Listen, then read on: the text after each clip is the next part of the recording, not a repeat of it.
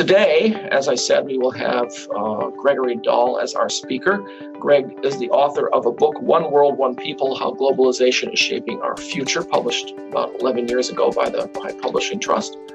And he's also written an article, there's something called What Baha'is Believe on Baha'i.org, and the book is listed there.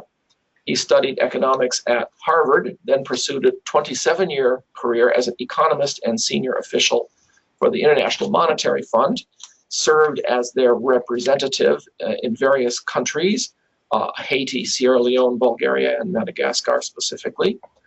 For 10 years he did that. As a result of his IMF position, he acquired considerable experience with practical dilemmas faced by leaders, as well as their human and often moral shortcomings in dealing with those dilemmas. I'm sure he probably can't go into a lot of that. He's a second generation of Baha'i and has traveled and visited Baha'i communities in over 100 countries. Currently, he lives near the Townsend School in the Czech Republic with his family. So with that introduction, we will switch our presentation over to Greg's computer, and we will hear his presentation about economic life. Well, good evening, everybody, or good afternoon, or good morning, depending on where you are in the world. As you know, the Universal House of Justice sent a message to the Baha'is of the world on March 1st last year, 2017, on the subject of economic life. It's one of the major messages of the House of Justice. Just a minute, I'm not getting my slides changed.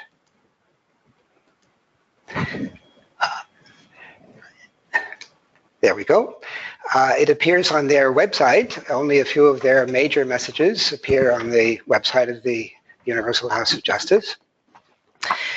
And it is, I think, the only message that I'm aware of that has been addressed to the Baha'is of the world on the subject of economic life. I think that it gives us a very different perspective than what we're accustomed to on some of the major issues in the world today, such as inequality and injustice. And it's very challenging. But of course, as a Baha'i economist who has been studying and writing about the Baha'i teachings on economics for almost 50 years, I was very excited to receive this message. I want to assure you at the very beginning that this is not going to be a talk about economics. That can be quite boring.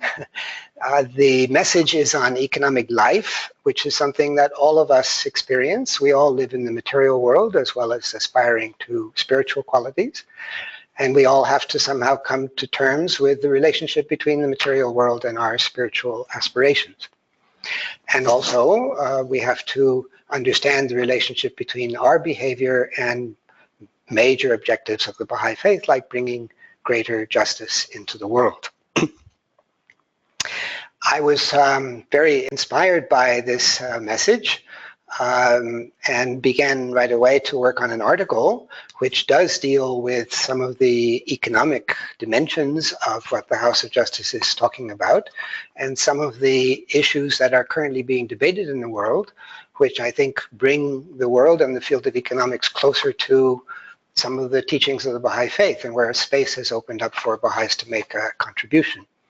So some of those issues are inequality, unemployment and trade protection, corruption, the need for a fundamental reform of the financial system, and subjects like that. So if you are interested in that kind of a subject, you're welcome to look at my article, which will be coming out in the next issue of the Journal for Baha'i Studies, and probably available in July. It's now a free journal online, as you probably know. And I've also posted a copy of the manuscript on my website at the web address that is shown there. So today I want to talk about first some key concepts which I have found useful in studying this message from the House of Justice. And then I want to talk briefly about the Baha'i context, how we've gotten from where we were before to this point where we are now, which is in many ways a different stage of development. And then we'll look a bit at the message itself.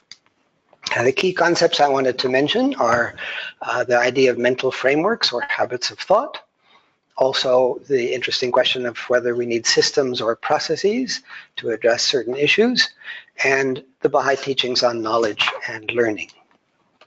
Now, regarding mental frameworks and habit of thought, the House of Justice has called it habits of thought. Eloy Anello called it mental frameworks, and I kind of like that term, but whatever you want to call it, they refer to habits of thought and action. And I think that's a useful way of thinking about it. We human beings are, it's a very important capacity that we have to develop habits, because it would be impossible to deal with the complexities and the problems of the life around us all the time if we didn't try to make sense of it mentally by using mental frameworks, and if we didn't learn physical habits to help us cope with our everyday life. Can you imagine, for example, what it would be like if we woke up in the morning and we had to relearn how to get out of bed, how to put on our clothes, how to eat our breakfast, and so forth? It would be impossible. And I think probably most of what we do every day is governed by habits that we've acquired, which we have found to be useful and helpful in dealing with the challenges of life. And similarly, we get mental habits. We acquire them from our surroundings, our family, our own experiences, our education, whatever, that help us simplify a very complicated and chaotic world around us and try to make some sense of it. And these are essential qualities of human beings. They're very important. But unfortunately, we can get stuck in a certain frame of mind, and it can be very damaging, and it can be an obstacle for us if we find that we can't change that framework. Now, I want to illustrate this point with a couple of quotations. We have here the second hidden word in the Arabic, which most of you are probably familiar with. Baha'u'lláh has written, "O son of spirit, the best beloved of all things in my sight is justice." Now, in the English language, at least for me, and probably for you too, if you say the word justice, you probably think of institutions. You probably think of courts and judges and a parliament that passes laws and police that enforce them. And that's the mechanism we kind of expect to bring about justice in society. Ali Naqshbandi told me once that in Arabic there are two different words that are translated into the English word justice. One is this sense of institutions, and the other is a personal quality, a quality of character, completely different concept. And we see in this hidden word, when we read the rest of it, why is it not coming up here? Sorry, here we go. The rest of the hidden word. By its aid thou shalt see with thine own eyes, and not through the eyes of others, and shalt know of thine own knowledge, and not through the knowledge of thy neighbor. So this is clearly not the sense of justice as in courts and laws and so forth. This is a personal quality of the individual. Now let me give you another example. This is now from Christianity. I was quite amazed when I was reading the Scofield Reference Bible, which is a very prominent and highly regarded academic or scholarly Bible based on the King James Version. And this very important passage from Matthew, in which is attributed to Jesus, he says, "Thou art Peter, and upon this rock I shall build my church." Now, according to the footnote, the word church is translated from a word in Greek, which doesn't refer to a building. If we say church in English, we would usually think of, again, a building, or maybe the church would be the ecclesiastical hierarchy of a religion. It doesn't have that meaning at all. It means it refers to people. It refers to an assembly of people who have been called forth. More like what we would say now as a congregation. Completely different meaning. So it's similar to this interpretation of the word justice. Now note that in both cases, when we think of courts and the law, or we think of churches, the architecture and the spirit of the institution is generally designed to make us feel small, to have us feel in awe, and therefore obedient to the institutions. So even in the way we have implemented in our society, these different meanings of these important words, we get a very different result than if we think of them in terms of the individual or the community. Now, another example of an important mental framework that we see very much in evidence in the world today is what the House of Justice has called false dichotomies. In other words, seeing things that as divided and in opposition or in conflict, whereas in fact the reality of that situation is a whole. So for example, we tend to see politics or maybe the situation in your department or your office or whatever in terms of competing and conflicting groups. And maybe one wins and the other loses, like in sports. The image of sports is very applicable in many people's mental frameworks. But the reality of a particular issue may be something completely different, in which that way of looking at it is most unhelpful. And in fact, we should be seeing that, understanding that there can be different ways of looking at any given reality, different perspectives. And it's valuable to understand those perspectives, and that in fact is one of the key virtues of the process of consultation that Baha'is are encouraged to engage in, which brings together people of different backgrounds, and you get to hear different points of view and understand better the wholeness of a particular reality.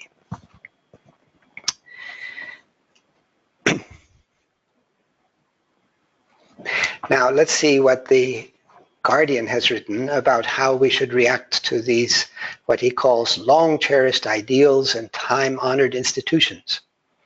He says, if certain social assumptions and religious formulae have ceased to promote the welfare of the generality of mankind, if they no longer minister to the needs of a continually evolving humanity, let them be swept away and relegated to the limbo of obsolescent and forgotten doctrines. Very, very strong language.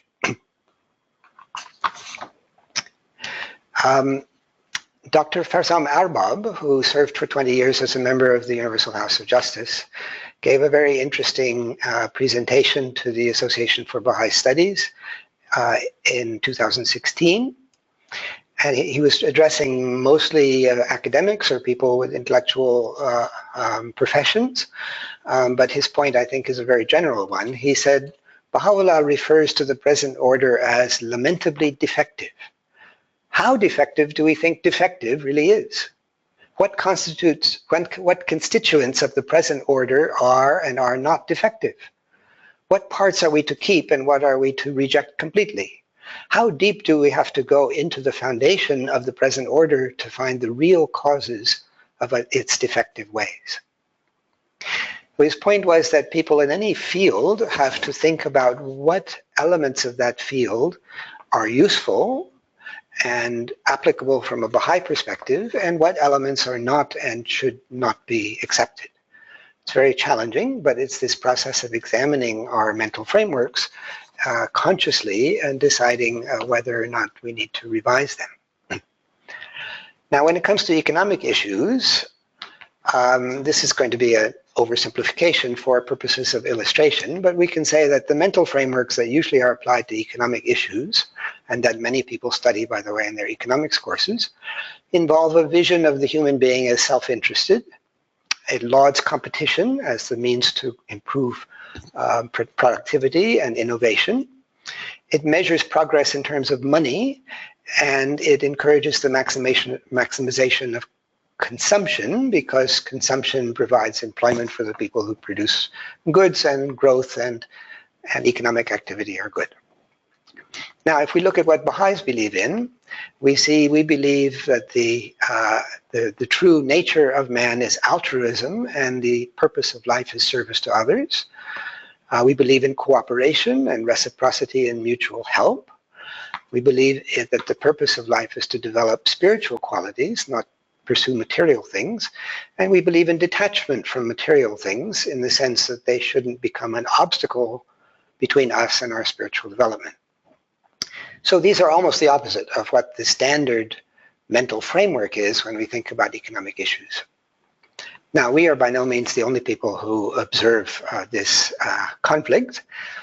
One of the first professors I had as a graduate student in economics at Harvard many years ago was a man named Stephen Marglin, who's still teaching there. He's the only radical economist from that era who managed to stay because he got tenure very early. And he's still teaching and working, and recently he published a book called The Dismal Science: How Thinking Like an Economist Undermines Community. He explains in his book that as a young person he went to India to do some work as an economist, and he realized that the sense of community was extremely important in the Indian culture, something much more so than in the culture from America that he was familiar with. And in thinking about this over the years, he feels that we have lost something. He attributes that to growing wealthier. I don't know, it's part of culture too. But he feels that we've lost something very valuable and that the field of economics does not address this very valuable dimension of human life. And I find this very interesting because of the emphasis in the Baha'i world these days on community building that is very direct and a very important part of our view of the world.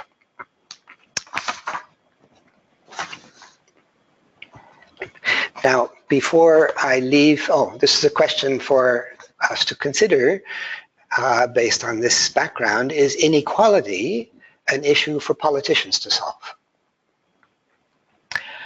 Before I leave this, by the way, thinking in that way, that it's something for politicians to solve, conveniently means that we absolve ourselves of responsibility. Unless, of course, we vote, so we take part in some political process, but we think of it as something that other people or some other institutions should be dealing with. I want to note before we leave this subject of habits of thought, the reason I've dwelled on it so much is that bad habits are very hard to change.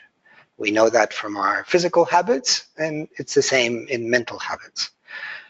And the first step to changing those habits is to recognize that we have them, to understand what the nature of our problem is. Now, the next key concept I wanted to mention is the idea of systems versus process. In 1982, I had a very interesting conversation with Dr. Arbab, in which he mentioned this question, which is really a question of mental frameworks. He was talking about economic development, I think, at that time, but his point was that we should think clearly, divide our thinking in terms of whether a new system is required, which might be imposed from above, for example, or whether we should engage in a process. Of course, now we Baha'is are engaged in a learning process throughout the world, so the emphasis of the House of Justice has very much been on the question of initiating processes.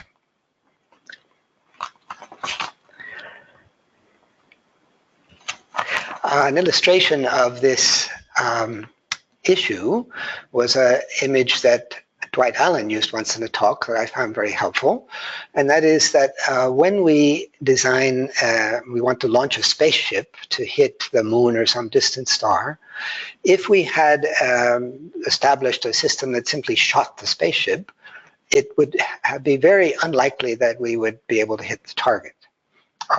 The order of magnitude of the errors involved is such that it would be very, very difficult to hit a small distant target.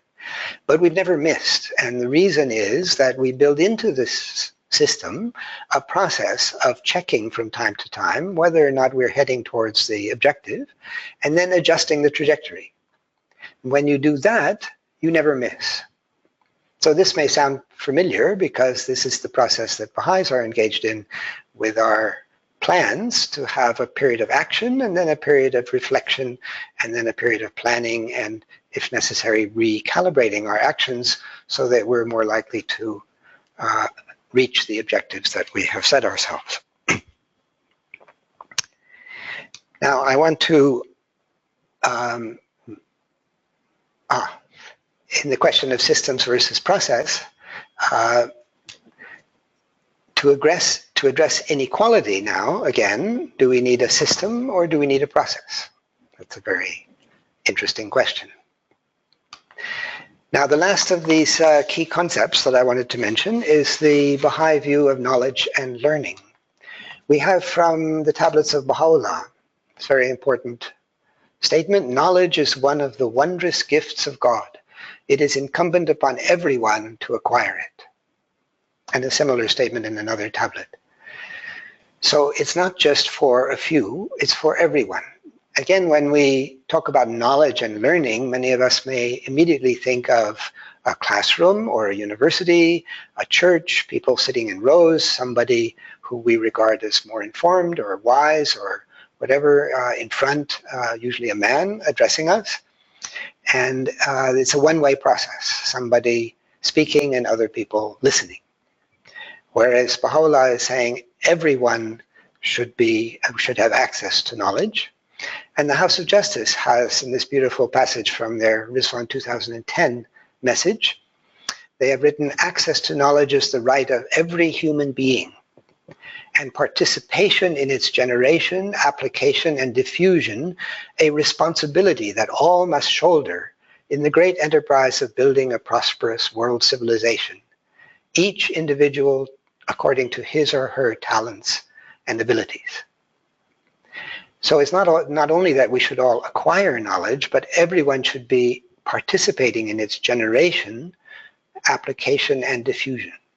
It's an entirely different image of knowledge from the one that we may have from our institutions of education and research and so forth.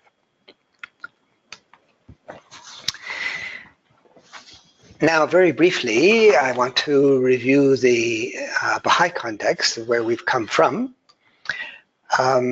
There's been, over the years, a lot of writing about the Baha'i teachings on economics, including this old pamphlet, which is undated, by Hand of the Cause John Farabee. I think many of us were impressed by the writings of the Guardian, Shoghi Effendi, especially his World Order letters. This very famous passage from pages 2003 and 4 of the World Order letters, in which he describes the world commonwealth of the future, how the nations will exist peacefully and the rights of individual nations and individuals will be protected, the resources of the world will be made available for the prosperity of all, there will be free trade, and so forth and so on. Very, very exciting and interesting image of the future. So a lot of the writing in the past about the Baha'i teachings on economics has focused on the future, on this image of how the world could be organized. In the 1930s, of course, the world fell into recession, and the National Assembly of America apparently decided that what was needed was to tell the world about the teachings of Baha'u'lláh, and that would solve the problems. So they apparently wrote to the Guardian. We have his reply. I don't have at least the original letter. But he replied that he was in sympathy with the desire of the Economic Committee to try to implement the Baha'i teachings. But he said the time is not yet ripe for such activities. At first we have to study the teachings in the light of modern problems, and also the faith has to be bigger and have more means. For the present, we have to consolidate our basic institutions and spread the teachings and spirit of the faith among the public. Another message from the same era, the cause is not an economic system. The contribution of the faith to this subject is essentially indirect, as it consists in the application of spiritual principles to our present-day economic system. And there's mention of future Baha'i economists helping to design institutions that will adjust the economic relationships of the world. And an even earlier letter from the Guardian, which presages some of the principles and concepts in the message that we're about to look at, the Guardian wrote, the primary consideration is the spirit that has to permeate our economic life. And this will gradually crystallize itself into definite institutions and principles that will help to bring about the ideal conditions foretold by Baha'u'lláh. Now we jump to quite a few years later, the 1980s, when the House of Justice saw that the faith was growing, and they decided, and they saw that Baha'is were increasingly becoming engaged in the issues of the community around them. So they encouraged the community, as that was a natural part of their growth and organic development, to engage in projects or activities of social action or social and economic development.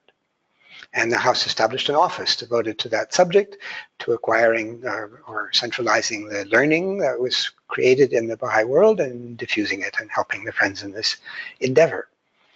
And they, in explaining this in the message, they referred to a dynamic coherence between the spiritual and practical requirements of life on earth, a phrase that they've repeated more recently, the idea that we live both in a material world and a spiritual world, and we have to strive to bring our actions and our lives in these two aspects into harmony, that they're not in conflict.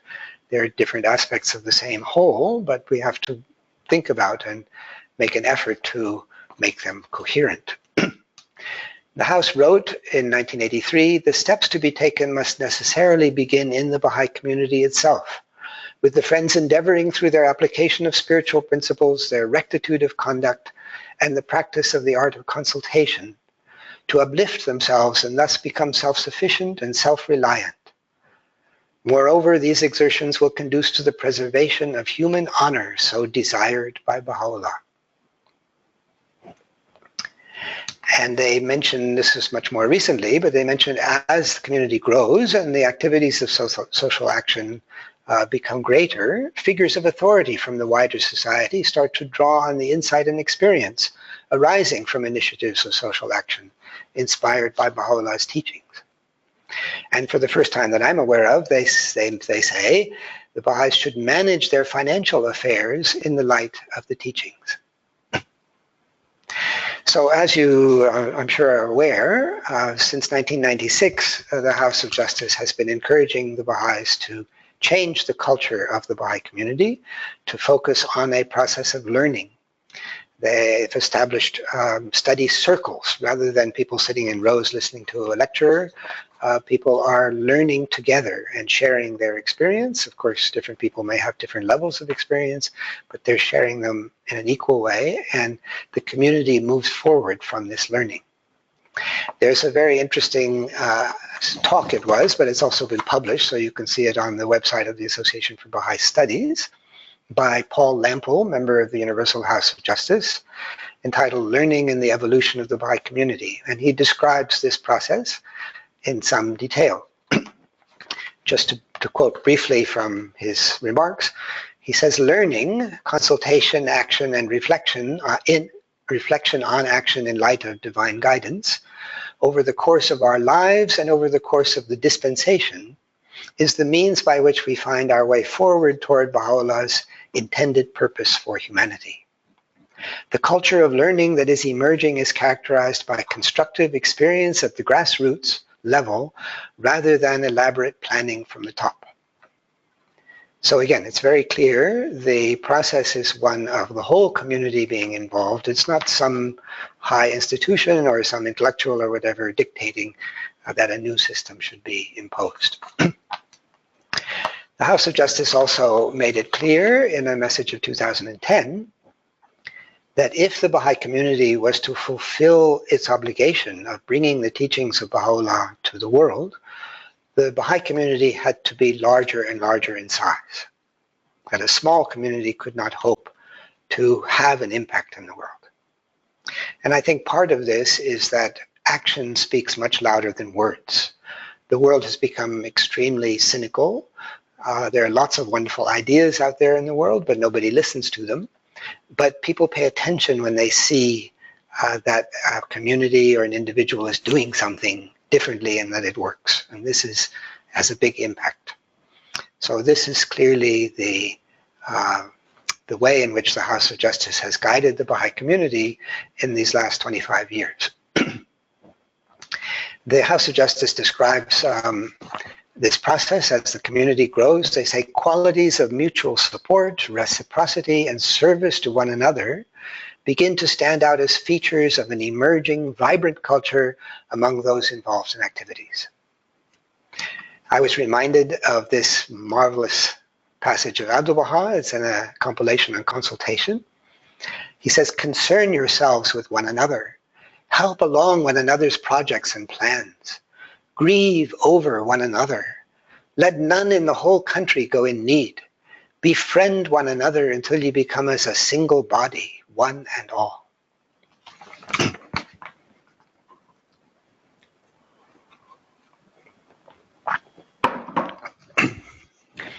So now we will finally move to the message itself of the 1st of March 2017 against this background. It begins, as you know, it's addressed to the Baha'is of the world. So it's not addressed to some institution or some group, it's addressed to everybody. Dearly loved friends, in an increasingly interconnected world, more light is being cast on the social conditions of every people, giving greater visibility to their circumstances. Inequity, discrimination, and exploitation blight the life of humanity. So they're beginning right away with this issue of inequality, which has become a very high-profile issue in the world. Just as a parenthesis, there was a French economist named Thomas Piketty who worked for, I think, 16 years to write his 700-page tome on what he sees as an inevitable outcome of capitalism, that inequality will increase. It's a heavy academic tome, but his timing was perfect. It was published in 2014 when a lot of people were worrying about inequality, and it has reportedly sold more than 2.5 million copies, which I think must be the best-selling academic work of all time. It's extraordinary. And these are not cheap books either. Also, to illustrate this point, last year at the time of the World Economic Forum gathering in Davos, the senior leaders of the world gathered there, the Oxfam International released a press release in which they reported on a study they had done that 8 men, own the same wealth as half of humanity. In other words, the wealth of 8 people is the same as the wealth of the poorest half of humanity.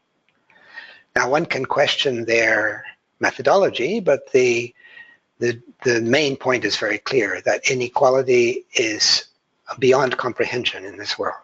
The numbers are impossible to understand. So the House of Justice calls this deep-seated structural defects in society. They say there is no justification for continuing to perpetuate structures, rules, and systems that manifestly fail to serve the interests of all peoples. They talk about the vision of Baha'u'lláh, which challenges many of the assumptions that are allowed to shape contemporary discourse. In other words, our habits of thought, or our mental frameworks. For instance, that self-interest, far from needing to be restrained, drives prosperity, and that progress depends upon its expression through relentless competition. To view the worth of an individual chiefly in terms of how much one can accumulate and how many goods one can consume relative to others is wholly alien to Baha'i thought. But neither are the teachings in sympathy with sweeping dismissals of wealth as inherently distasteful or immoral, and asceticism is prohibited. Wealth must serve humanity. Its use must accord with spiritual principles. Systems must be created in their light. And in Baha'u'llah's memorable words, no light can compare with the light of justice. The establishment of order in the world and the tranquility of the nations depend upon it. Although Baha'u'lláh does not set out in his revelation a detailed economic system, a constant theme throughout the entire corpus of his teachings is the reorganization of human society. Consideration of this theme inevitably gives rise to questions of economics. Of course, now this to me is the important heart of the message. Actually, there are many things in this message, of course, but this is critical. Now that they've talked about these great issues of inequity, injustice, and so forth, social issues in the world, the need for new systems that reflect the Baha'i principles, they say, of course, the future order conceived by Baha'u'lláh is far beyond anything that can be imagined by the present generation. Nevertheless, its eventual emergence will depend on strenuous efforts by his followers to put his teachings into effect today. So we've suddenly gone from the unimaginable distant future to now, and what we, the followers of Baha'u'lláh, need to do, strenuous efforts we need to exert to put his teachings into effect today. So they say, with this in mind, we hope that the comments below will stimulate thoughtful, ongoing reflection by the friends. The aim is to learn about how to participate in the material affairs of society in a way that is consistent with the divine precepts, and how in practical terms collective prosperity can be advanced through justice and generosity, collaboration, and mutual assistance. Our call to examine the implications of the revelation of Baha'u'lláh for economic life is intended to reach Baha'i institutions and communities, but is directed more especially to the individual believer. If a new model of community life patterned on the teachings is to emerge, must not the company of the faithful demonstrate in their own lives the rectitude of conduct that is one of its most distinguishing features? Not content with whatever values prevail in the existing order that surrounds them, the friends everywhere should consider the application of the teachings to their lives, and using the opportunities their circumstances offer them, make their own individual and collective contributions to economic justice and social progress wherever they reside.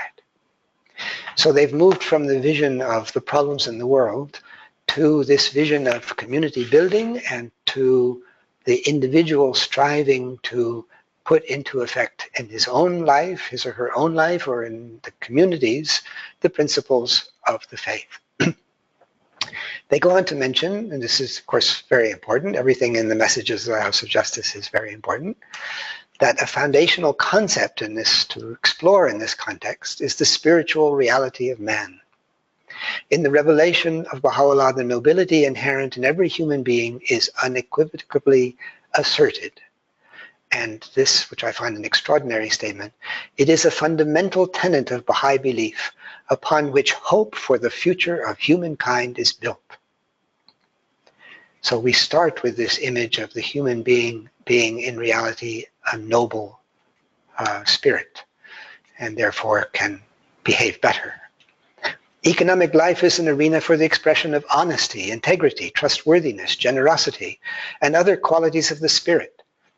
The individual is not merely a self-interested economic unit striving to claim an ever greater share of the world's material sources. Man's merit lieth in service and virtue, Baha'u'lláh avers, and not in the pageantry of wealth and riches. And they say that in this light, even seemingly ordinary things gain a new significance because of their potential to add to human welfare and prosperity.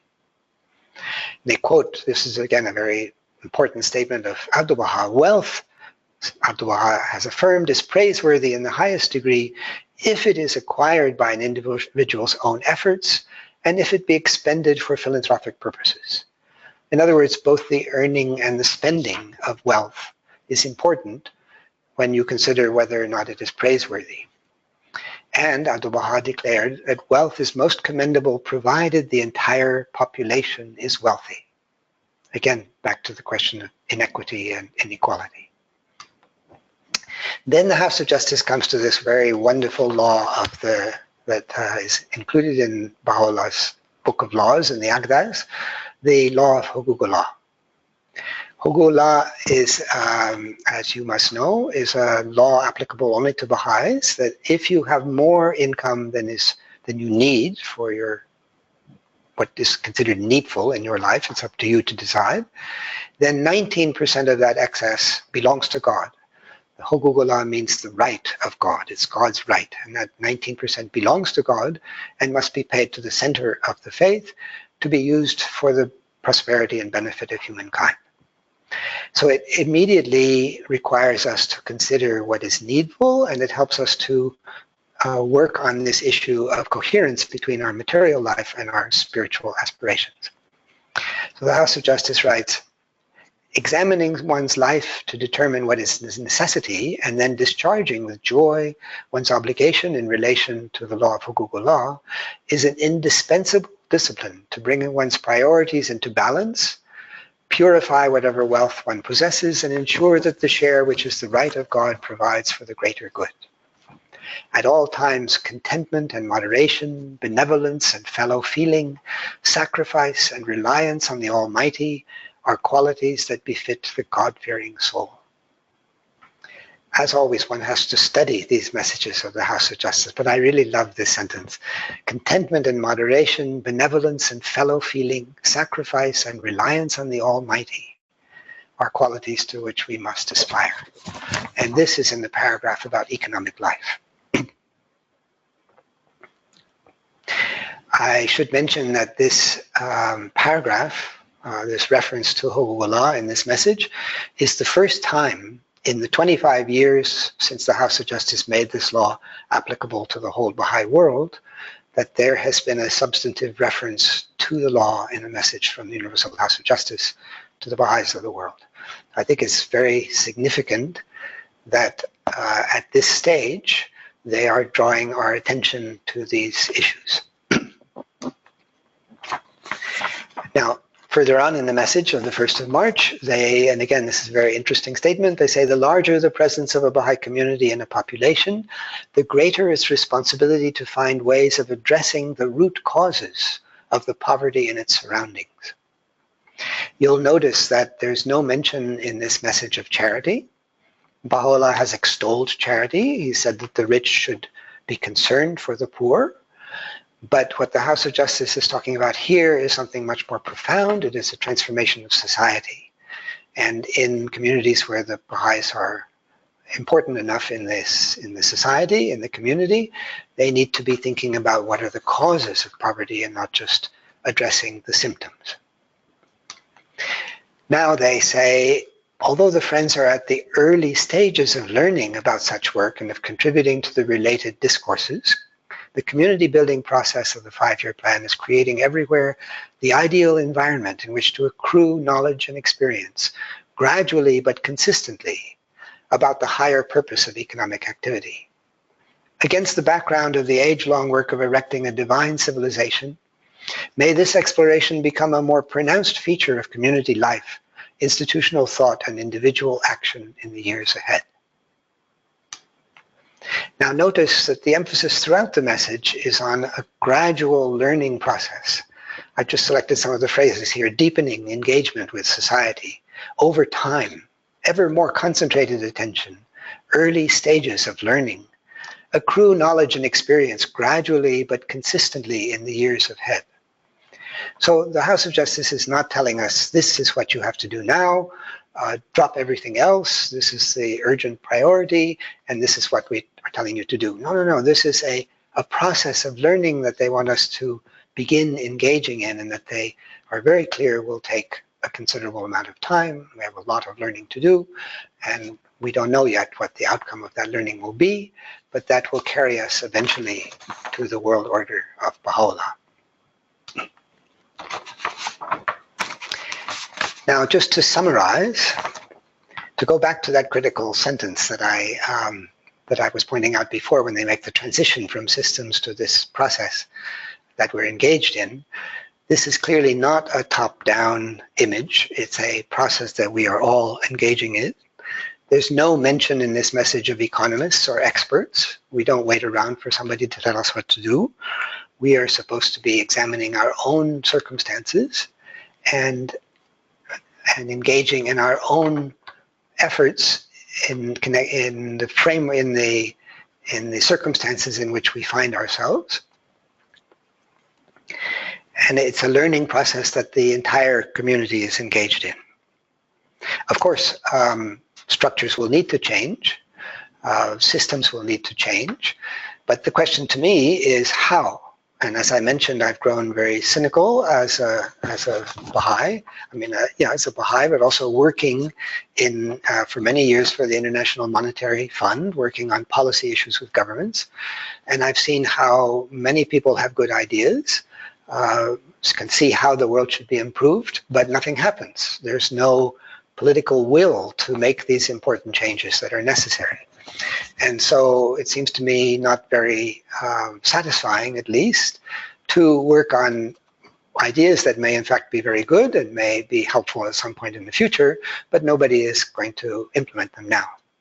Whereas the actions of the Baha'i community are building an example for the world to follow. And that example, one can now begin to visualize, can gradually have an effect on the systems and the willingness of humanity to consider and accept the principles that are proclaimed by Baha'u'lláh. So I think the final question here is, what are you and I and our Baha'i communities going to do to respond to this call from the Universal House of Justice? Thank you. Thanks, Greg. Um, you caught me by surprise. I was so pondering what you were saying. I said, "Oh, and he's finished." Thank you so much. Was a fascinating presentation, and it stimulated a couple of thoughts and questions of my own. Let me see if we have any others yet. We don't have any other questions yet, but I think some are probably going to come. Regarding this term ecclesia, by the way, I think that was the term that the Athenians used for their town meetings when they called out the voters. Yes. That's my understanding. So it's easily translated directly by the word assembly in the general sense in English. So that's my understanding anyway of that term. Or maybe congregation, if you're talking about religion, but it's definitely the people, not the institutions. Yes. Exactly. Yeah. Yeah. It really is. It really is the calling forth of the voters, the town meeting, basically. Now, regarding Thomas Piketty, that was a question I was going to ask you, because I think it illustrates some of the issues that we're trying to figure out how to deal with, some of the spiritual principles. I'll call it the cheaper by the dozen dilemma. That the more you buy, the cheaper it is per item, simply because the work of packing them is a little less, the manufacturing scale is a little better. So inevitably, wealthier people who are in the position to buy larger quantities of things can get them at a cheaper rate, and that cities with their larger economic engines can get things in some sense more cheaply per item than a little rural village. So I'm wondering, how do we offset this inevitable, well, it's not exactly a bias or anything, it's just sort of a natural, and you might say an economic law, that it's just simply cheaper to wrap two things at once than it is to wrap one. You know, it's cheaper to make two sandwiches at the same time than to make one sandwich. And it seems to me that that's in some sense the heart of Piketty's observation. I listened to the entire book, while I was driving. Wow, you drive a lot. It took a long time. It was 15 hours. I think it was a drive to Toronto from Indiana, and part of a drive to Florida from Indiana and back. But that seems to me, in a way, is in a nutshell part of Piketty's observation. It's an eternal issue, and I mean, how do we compensate for that? Yeah, no, there's a very interesting economic questions there. But actually, if you step back, and this was the kind of thing Steve Margolin was talking about, the society that we live in is very much structured to favor the rich. And that's nothing new. Human beings have been exploiting other human beings as long as we can remember, and it's probably better now than it was under the era of kings and tsars and so forth. I don't know. I mean, that's an academic question, but I think there are many dimensions here to the way in which the world has evolved to be a world that is not equitable, to use the word of the House of Justice. And whether or not it's built into this particular economic system is not the central question. The central question is whether or not we as individuals, the way the House of Justice is framing it, if we look at our own circumstances and think about these things and see whether there's something that we can do in our lives, starting, of course, with trying to act with honesty and integrity and generosity, but moving beyond that to empathy and concern and living in a community and understanding the issues of other people in the community and trying to help in whatever way we can, and building a fabric of community which can then begin to address at least some of these immediate problems. And the more I think about it, the more I think, and this is something I talk about in my article, that what we think of as completely different kinds of Baha'i teachings, like the overcoming prejudices, including people of all different kinds in our life and in our community and so forth, are probably more important than these technical questions. In other words, I suspect that, and this is why I hope that some Baha'is will get into the field of economics and study these questions, I suspect that a lot of the problems we have with unemployment and the decisions that are made by industries about how to structure themselves and where to locate and so forth, are not taking into account the these questions of community and responsibility that people have for other human beings. Yeah. And this is a very interesting field. I mean, there's a lot of things to be studied. You can look at different kinds of enterprises. I don't want to mention names in this forum, but there are some that are famous for being mean and not treating their employees well, and others that are famous for their spirit of working together, yeah. which is something that Abdu'l-Baha emphasized, that owners and workers should see themselves as part of one process. So I think that takes one's thinking into a very different direction. And again, as Steve Margolin said in his title, thinking like an economist is not helpful to community. That's interesting. Piketty is an economist, and what he proposes at the end is very much an economist solution. We should tax the rich more, but what we do with the money is another question. A lot of the money that's available for helping people in the world doesn't get to those people, or it's not effective. So it's not getting to the root of the problems, I think. Yeah, that's a very good point about Piketty, we have a zillion questions now. Okay, good. Pouring in, which is excellent. Ramteen notes that the word for justice, literally in Arabic, that's commonly used is adl, A-D-L, which is also, of course, Beit al-Adl, House of Justice. Mm-hmm. And he says means moderation. So that's his comment there. Interesting. Jeanette Foreman asks, where can Baha'is who might be interested in working with Baha'i-inspired social and economic development projects look for work opportunities? Well, I suppose you could approach your local or national spiritual assembly, and they might refer the question. There is the Office of Social and Economic Development at the World Center that is aware of what's happening. But in today's world, there's so many things going on that maybe you have to do an internet search or something. In our community here, we're right next to the Townsend School. We had a lot of young people who want to do a year of service or something like that. And they keep asking this question, but we don't know all the things that are happening around the world. So people have to do their own research, I think. Sure. Kate says this, Greg's final question was a very good one. We, a newly married couple, have started the exercise of examining our finances, looking into what we need versus what we want, and reminding ourselves of the point made in the talk about consumerism. So this is a two-part question. First, any practical advice for us in our specific circumstances as newlyweds? And second, how do you think that our personal application of these laws and principles will affect an impact on society? Well, the first part of that, this is just not an authoritative source, but I've heard that there's been a Ruhi Institute course which will address a book of the Ruhi Institute that will address some of these questions. And it apparently has been postponed because of the importance of first the Covenant, and now the Book 10, which is dealing with a very important question of accompaniment and so forth. But I wouldn't be surprised if we do at some point have a book in the sequence that will be very helpful for people.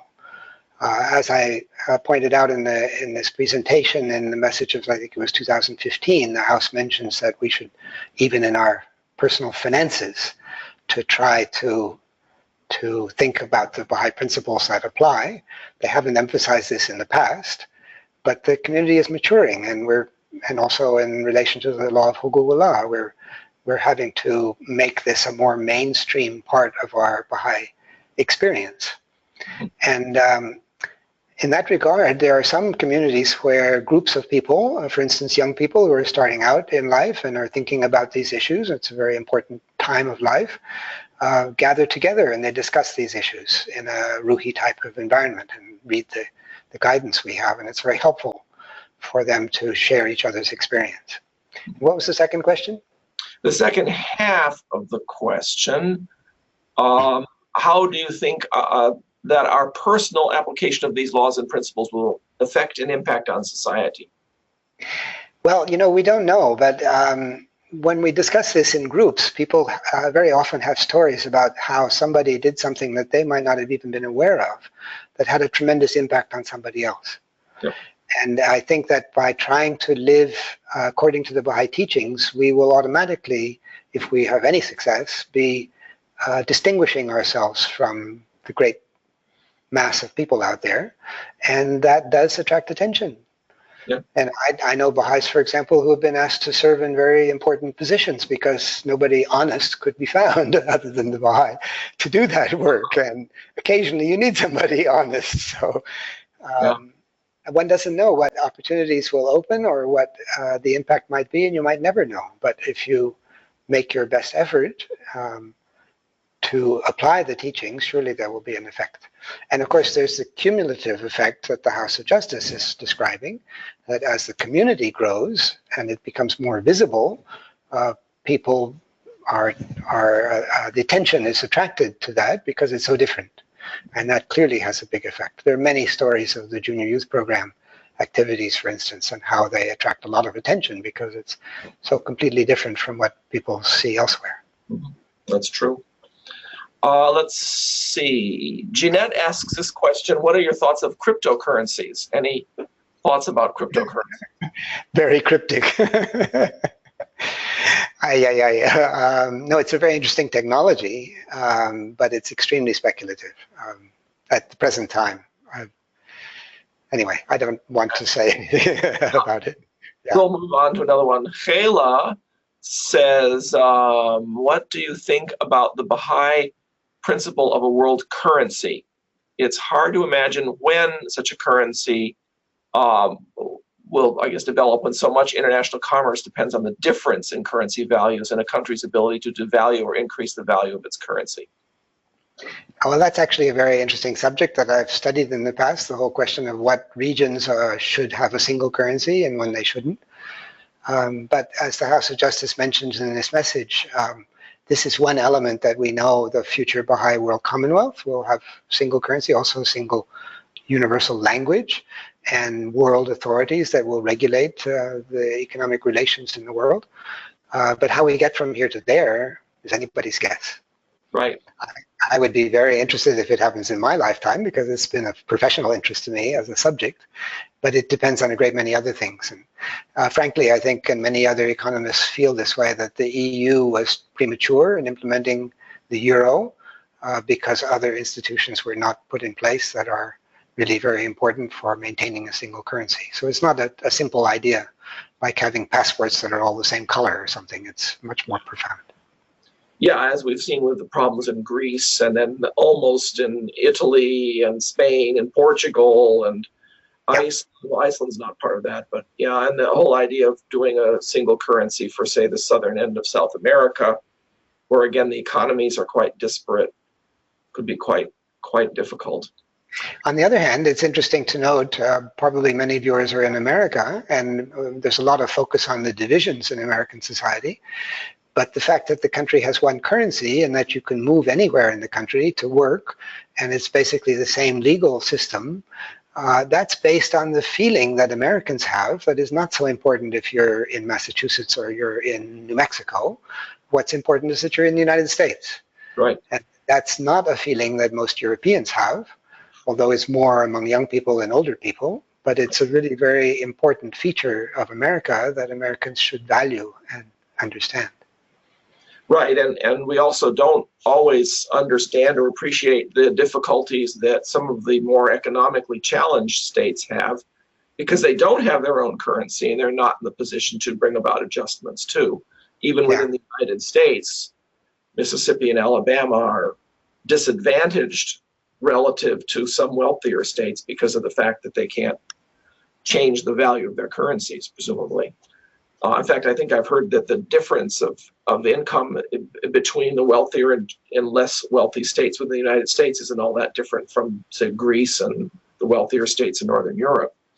So it could be, but if there's a disaster, for example, in Louisiana, nobody would object if the federal government provides money to help address the disaster. In other words, there's a sense of common feeling in the country that it's really an important mechanism for equalization, aside from the fact that it's a single currency and a single legal system and so on. Barsha asks this very interesting question. Would Baha'i economics favor localization versus globalization? Mm-hmm.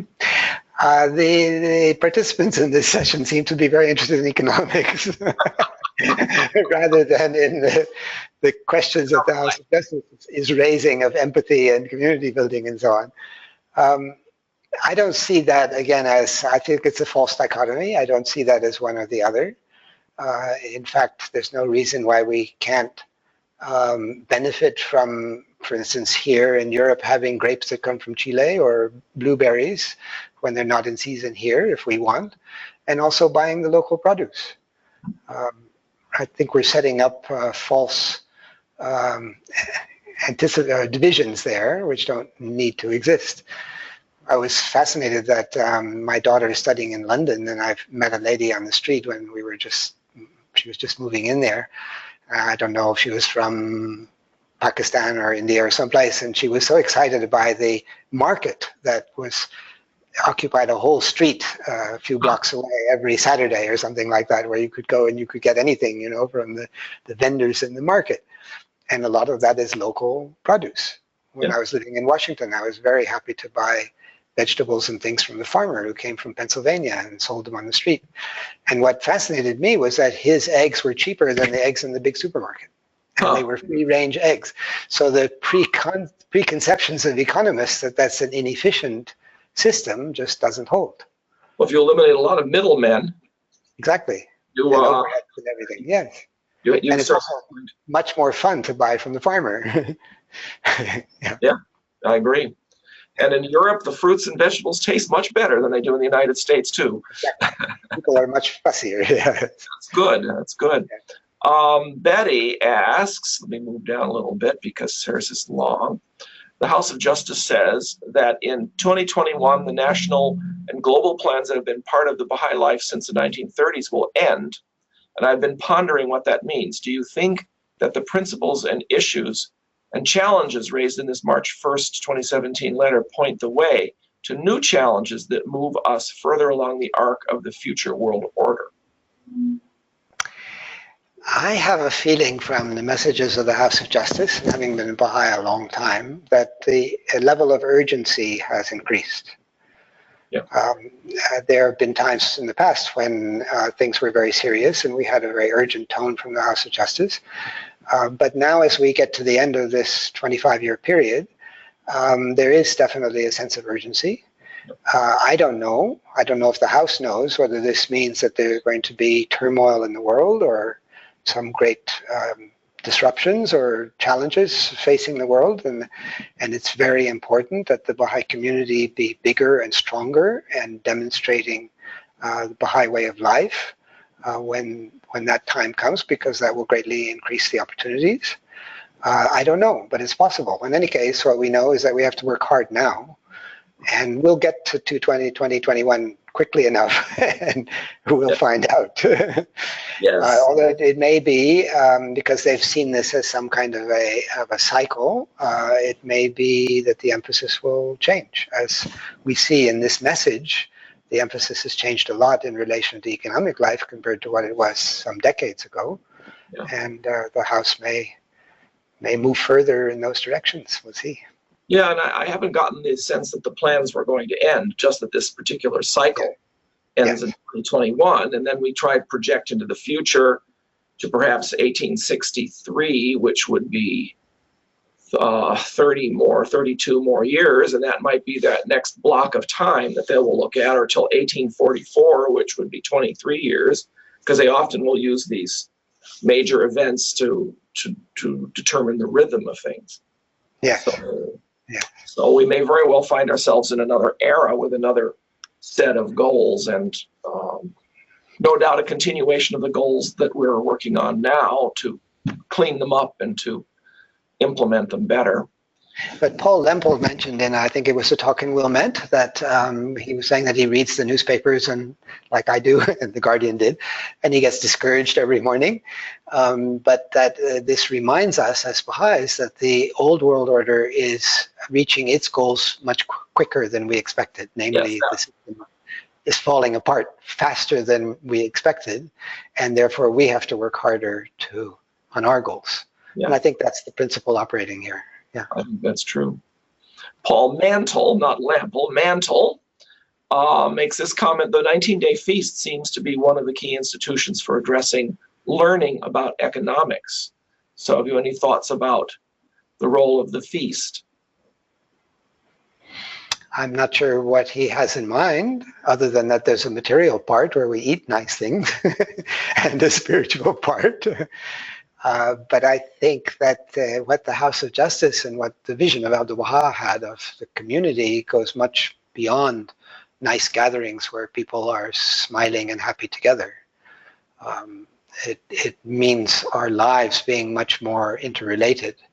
Maybe our children playing together, the school they go to, the businesses that we are involved in, and who we employ, and so forth.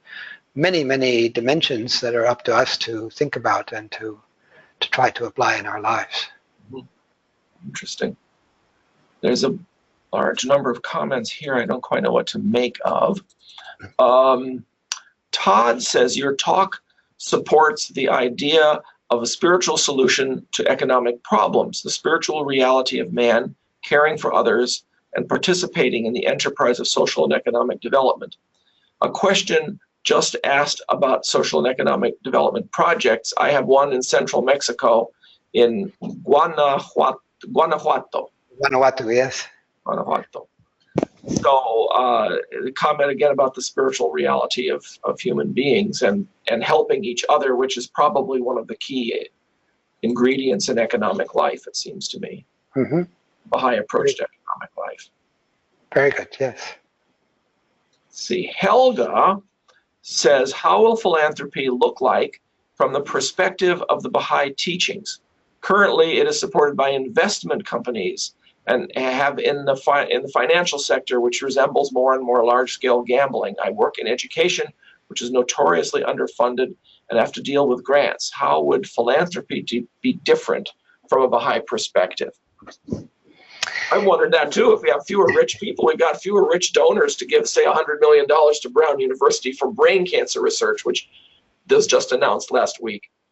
Really? My son is at Brown. He should go into brain cancer. Not cancer, brain something. Brain something? Well, yeah. Studying human development and brains and things, good. Again, the House of Justice says the future world order is beyond our comprehension. So we can't really visualize how these things are going to evolve. It's a learning process. And when we start to apply the teachings in our lives, then we'll see what effect it has. But it's clear for instance, from the law of Ḥuqúqu'lláh, that 19% of any excess of our income over our needs goes to the House of Justice for the purpose of promoting the welfare of mankind. And that very process, when we're earning money, okay, 19% of my excess is God's, that makes us feel very differently about our earning. And then a lot of people may realize that a lot of what they spend money on is not needful, and that they could be doing much more useful things with it. There was a book published recently, I mentioned it in my article.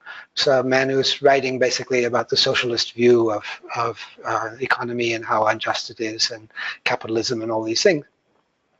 And his proposal at the end of the book is that people be educated to realize that the money they're spending on things they don't need could be saving lives around the world, could be used for useful purposes. Now, people read that and they say, well, yes, that's true, but it's Pollyanna. I mean, how are you going to do it? Yeah. How are you going to get the rich or the people who are so dedicated to consumerism to think in those terms? But in fact, that is the law of Ḥuqúqu'lláh. Yep. And Baha'is are doing it voluntarily, because Baha'u'lláh told them to, and they're doing it with joy and happiness. So that's an example of how when we absorb these principles, we may start to behave differently, and philanthropy doesn't have to be rich people giving large amounts of money. I mean, it's good if it is, but it doesn't have to be that. It can be a lot of people doing good works and helping their fellow man. Yeah. Yeah, and 19% is a pretty significant chunk of a surplus too. It makes you think, it seems to me, more than the 10% of the income tax laws, that's for sure. Yeah. Let's see, we've got the comments keep coming in here.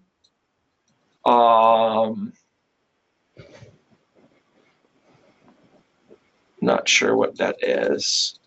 Nancy says, is there anything you know of in the writings that would indicate how the stranglehold of a few men of wealth belonging to the poor might end? And perhaps a naive hope, I sometimes imagine the day when people who are so greedy would develop some sense of the immorality of what they're doing. Could a Baha'i example of the grassroots possibly have a strong effect on that? In the course of my work for the IMF, I met and sometimes worked a little bit with some of the most infamous, I should say, rulers in the world. I don't want to go into it here, but it was very, very sobering.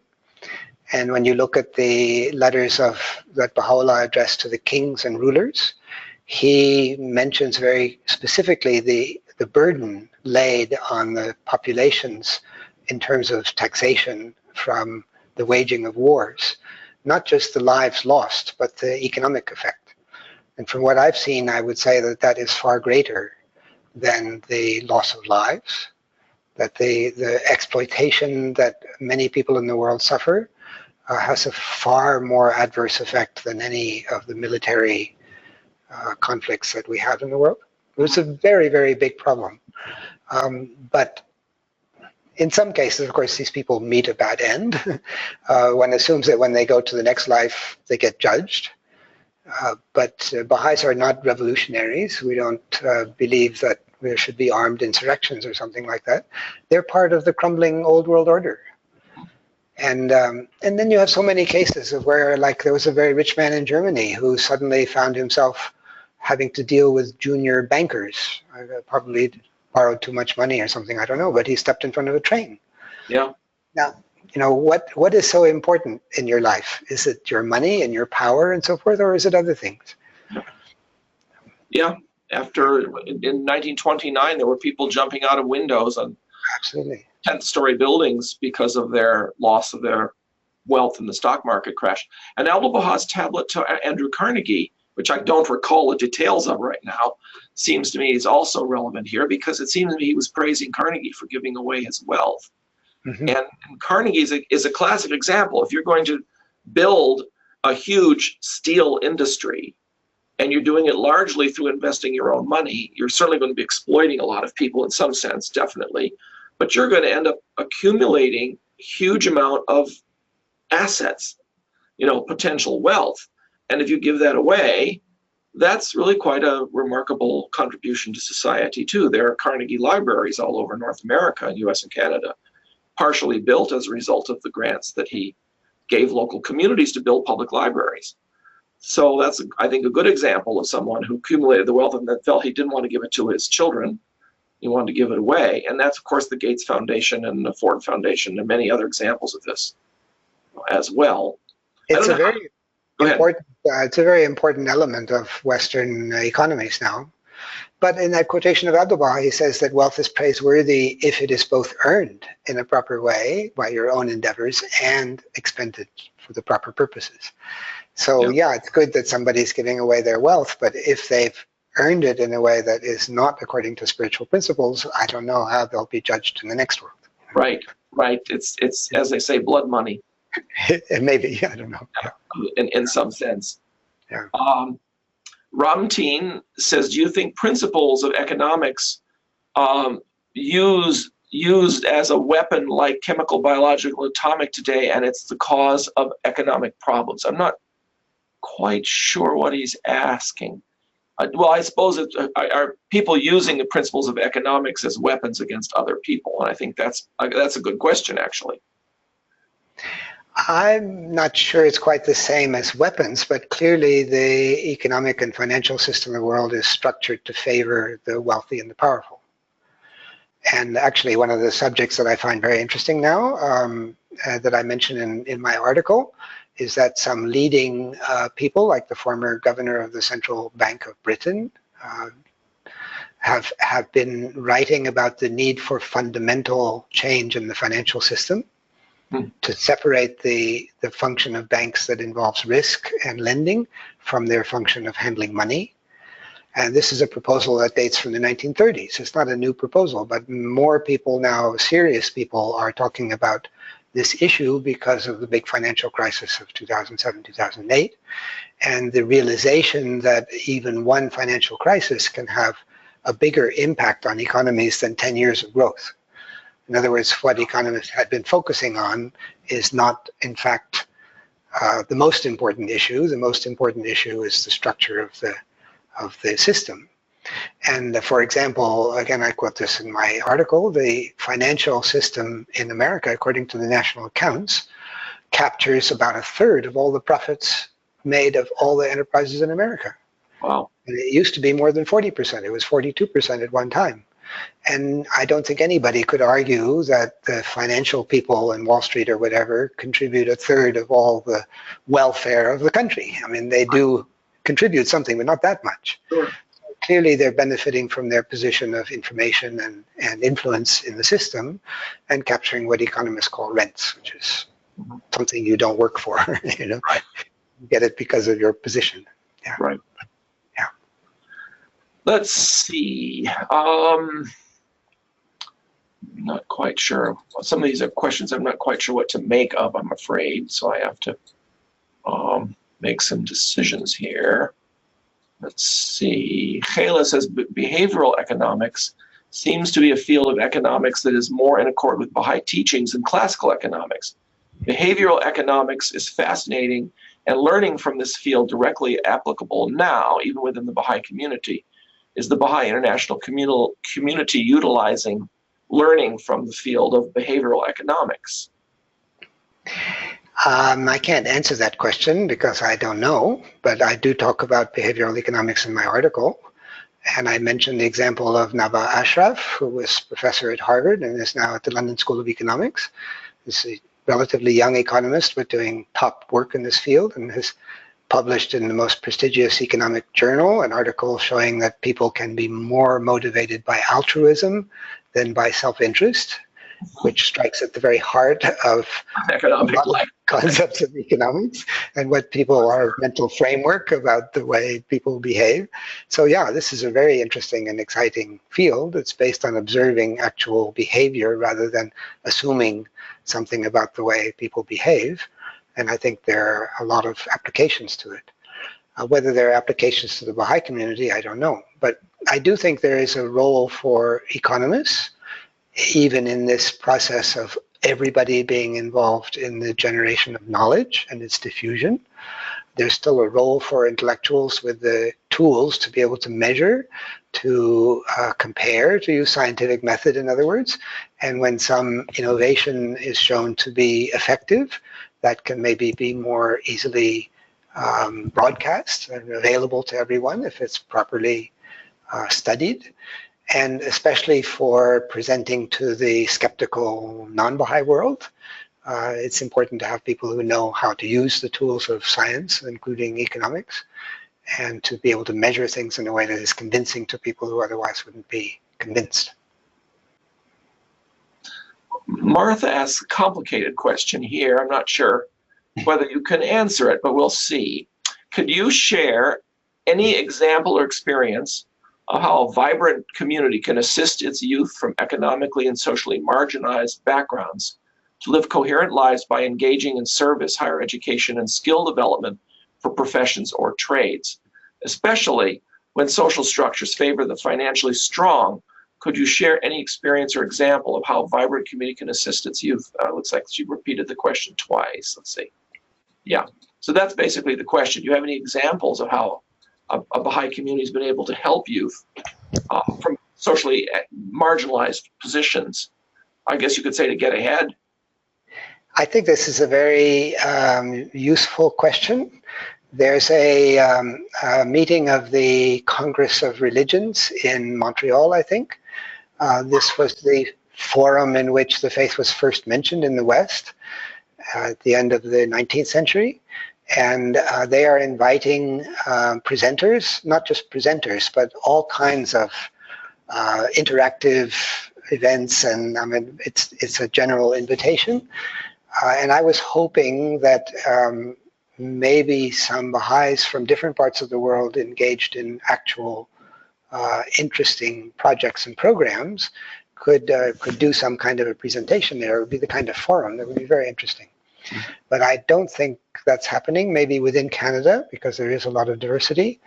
We'll see anyway when it happens. But I know of some Baha'is who want to make a presentation or talk about what they're doing. But what I'm thinking of is more of a grassroots thing, not just intellectuals or members of a board or something like that. Right.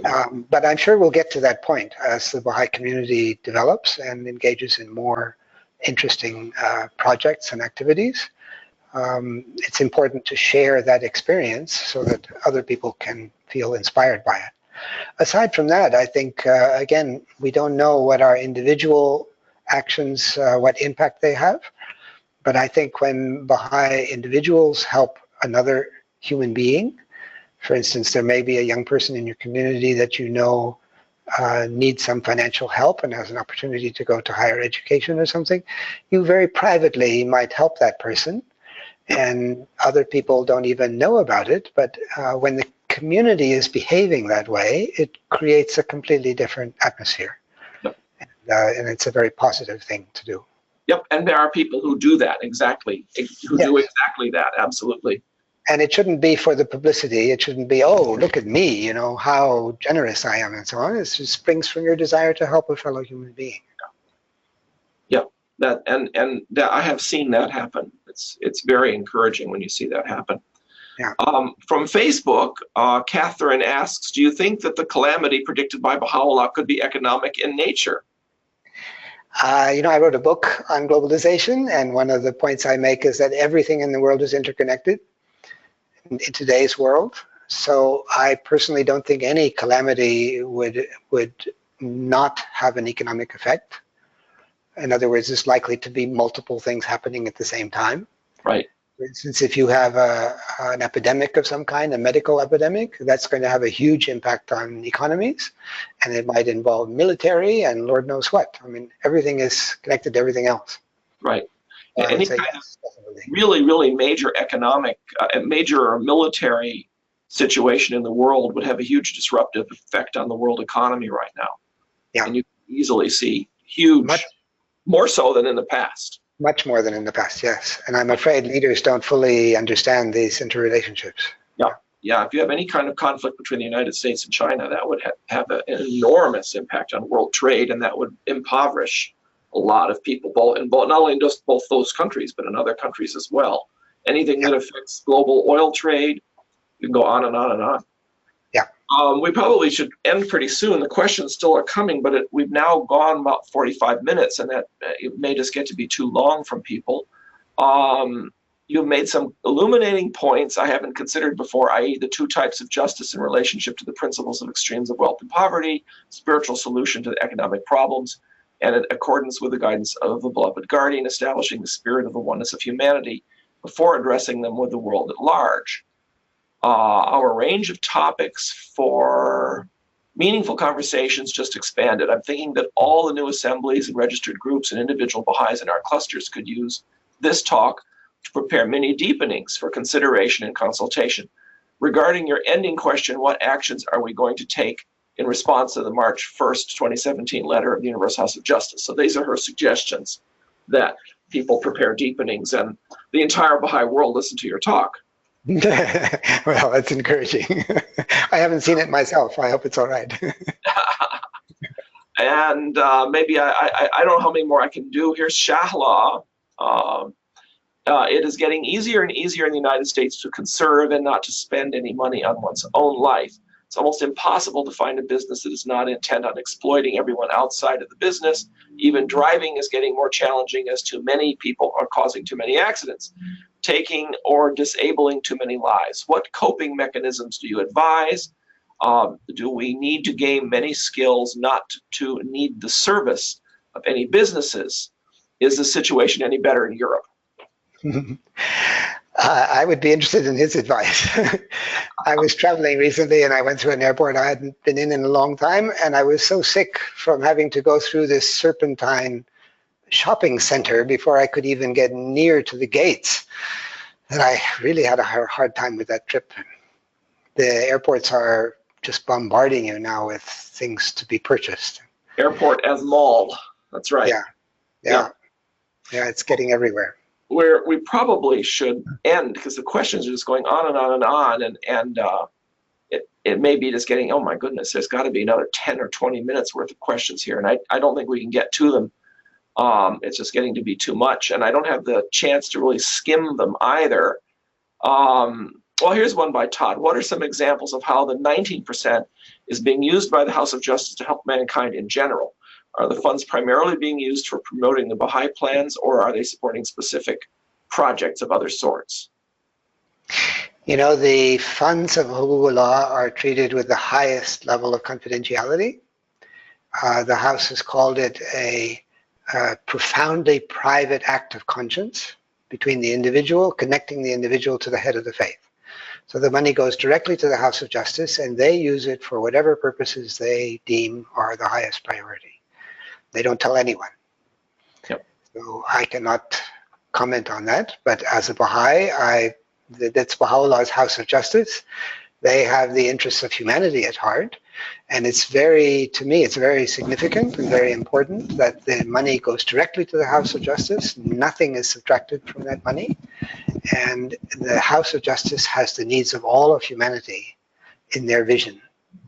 So unlike most charities that focus on something specific, that money can be used for whatever the House of Justice feels are the most urgent challenges facing humanity. Right.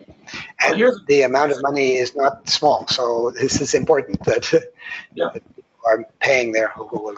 Yeah. Here's, I think, a good closing question for you from Kate. Do you see anything wrong with amassing great wealth, assuming one is meeting the two requisites indicated by Abdu'l-Baha of earning it through one's own means and of spending it well? Not at all.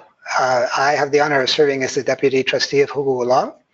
So I accept Ḥuqúqu'lláh payments, and I know some of the people who are making payments of Ḥuqúqu'lláh, and I think invariably they are happy with the experience. And I think they're happy, this is my own interpretation, because Baha'u'lláh has clearly stated that 19% of their accumulated wealth belongs to God, and the rest is purified, as he puts it. Right. In other words, it's okay to keep the other 81%. And to me, it's like the law in the Aqdas about fasting. Baha'u'lláh says it's permissible to fast more than 19 days, to take a vow of fasting, but it's better to do something of benefit to mankind.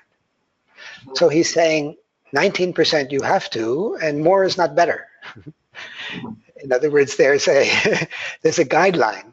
And so in handling your wealth, Baha'u'lláh has given wealthy people a guideline, or more than a guideline, it's a law, but 19% goes to what is essentially the welfare of humanity. If you want to give more for that purpose, fine, for whatever uses you want, but that's up to you, and you don't have to feel guilty if you keep the 81%. Maybe you know that you can double it. So next year you'll have much more money that you can give, and you'll pay more Ḥuqúqu'lláh. That's up to you to decide. Right. And as I say to my friends, Baha'is don't do guilt. It's not a big thing in the Baha'i faith to be guilty. That's right. So you can keep your 81%, and more than not being guilty, that's purified. Yep. That's a very good question. That's Baha'u'lláh. Yeah. That's right. That's a very good answer. And the other things are mostly comments, near as I can say. Vahid says, thank you very much. This is so interesting. What is the best way to share this letter with the leaders of the world? Has that been done?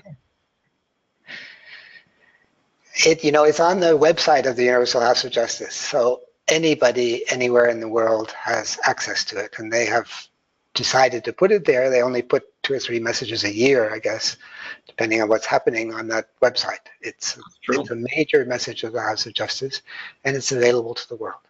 Yeah. If any Baha'is or National Assembly in their public relations efforts, they want to present it to leaders of whatever kind, of course. I mean, it's there. Yep. It's property of the people of the world. Bill says, thank you. I like the connection between economic transformation and teaching the Baha'i faith that our numbers need to increase. That's a very, very good point, very local. And Chad and Dawn say representatives of the Ḥuqúq may be an excellent educational resource for the friends to draw upon to further their understanding of these topics. I think they're saying they are representatives of the Ḥuqúq locally. And Yes. Ramteen says, can we contact you in the future? And I should point out to people, once this is up on the YouTube channel, you'll be able to post questions to the YouTube channel about this talk, and we will forward those questions to Greg. And that could include the question about being in touch with him, and he can then decide whether he wants to share his email or not. We'll also have the PowerPoint up on our Wilmot Institute website, and we'll of course have the link to the YouTube talk on the website as well, presumably within 24 hours or so. So that will be the answer to those questions. And someone asked the name of Nava Ashraf from going to London from Harvard. So her name is Nava, N-A-V-A, Ashraf, A-S-H-R-A-F, if I remember how to spell it right. I've never met her, but I have heard of her. And you'll find her on the web if you Google it, yes. That's true. You can Google her quite easily. So that wraps it up for today. And we want again to thank everybody for participating in this fascinating web talk. Greg, thank you again for your marvelous presentation that I think people will be talking about for quite a long time.